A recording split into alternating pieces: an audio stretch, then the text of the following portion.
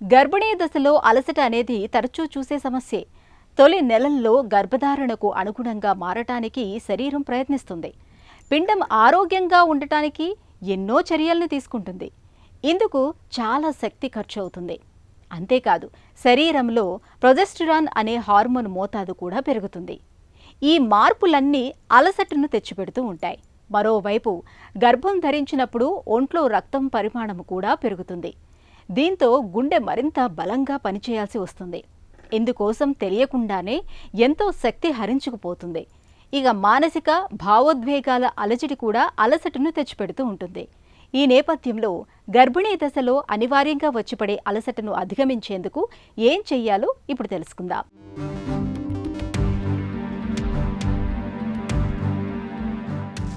గర్భం ధరించాక చాలామందిలో అలసట అనేది పెద్ద సమస్యగా మారుతూ ఉంటుంది.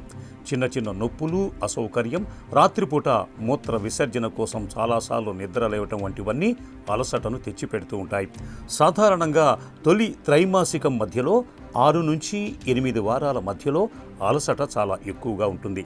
రెండో త్రైమాసికంలో కాస్త హుషారుగా అనిపించినా మూడో త్రైమాసికంలో మళ్ళీ అలసట తొంగి చూస్తుంది. దీనికి తొలి త్రైమాసికంలో హార్మోన్లు కారణమైతే మూడో త్రైమాసికంలో నిద్ర పట్టకపోవటం, అసౌకర్యమే ఎక్కువగా దారితీస్తూ ఉంటాయి. ఇలాంటప్పుడు శరీరానికి కాస్త శ్రమను కల్పించే వ్యాయామాలు చేయటం మంచిది.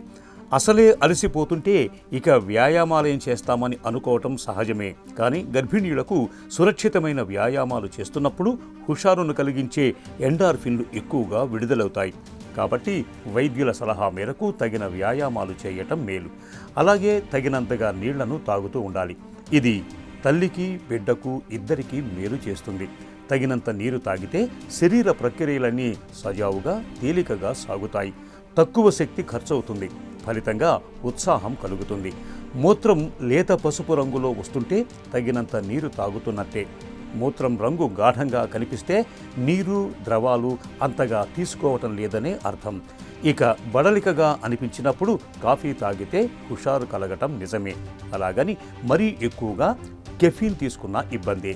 రోజుకు 200 మిల్లీగ్రాముల కన్నా మించకుండా చూసుకోవాలి. కెఫీన్తో మూత్రం ఎక్కువగా వస్తుందని గుర్తుంచుకోవాలి. తగినన్ని ద్రవాలు తీసుకోకపోతే ఒంట్లో నీటి శాతం తగ్గుతుంది. ఇది నిస్సత్తువ, బడలికకు దారితీస్తుంది. గర్భం ధరించినప్పుడు చాలామంది సరిగా తినరు. ముఖ్యంగా అలసిపోయినప్పుడు, వికారంగా అనిపించినప్పుడు తినటం మరింత కష్టంగా అనిపిస్తుంది. అయినా ఆరోగ్యకరమైన ఆహారం తినేలా చూసుకోవటానికే ప్రయత్నించాలి. పండ్లు, కూరగాయలు, పలుచటి మాంసకృత్తులు ఎక్కువగా తీసుకోవాలి. ఇవి శరీర పోషణకే కాకుండా శక్తి పెంపొందటానికి తోడ్పడతాయి. ఈ జాగ్రత్తలు గర్భిణీ దశలో అలసటను జయించటానికి బాగా తోడ్పడతాయి.